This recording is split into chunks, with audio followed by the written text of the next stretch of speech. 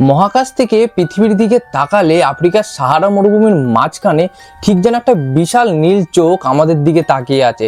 একে বলা হয় রিচার্ড স্ট্রাকচার বা আই অফ দ্য সাহারা। প্রায় 40 কিলোমিটার চওড়ায় অদ্ভুত বৃত্তাকার কাঠামোটি নিয়ে আদিম কাল থেকেই মানুষের মনে কৌতূহল অনেক। ইতিহাসবিদ আর গবেষকরা মনে করেন যে এই রহস্যময় জায়গাটি আসলে সেই হারানো শহর আটলান্টিস, যার কথা প্রাচীন দার্শনিক প্লেটো কয়েক হাজার বছর আগে লিখে গিয়েছিলেন। প্লেটোর বর্ণনার সাথে জায়গাটির মাপ আর গড়ন হুবহু মিলে যায়।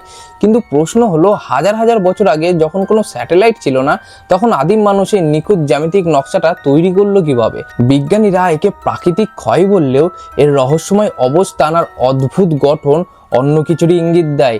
এটি কি কোনো উল্কাপিণ্ডের আঘাত, নাকি সত্যি বালির নিচে চাপা পড়ে আছে কোনো অতি উন্নত প্রাচীন সভ্যতা?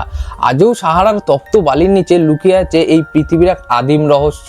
আপনি কি মনে করেন, এটা কি সত্যিই রহস্যময় আটলান্টিস?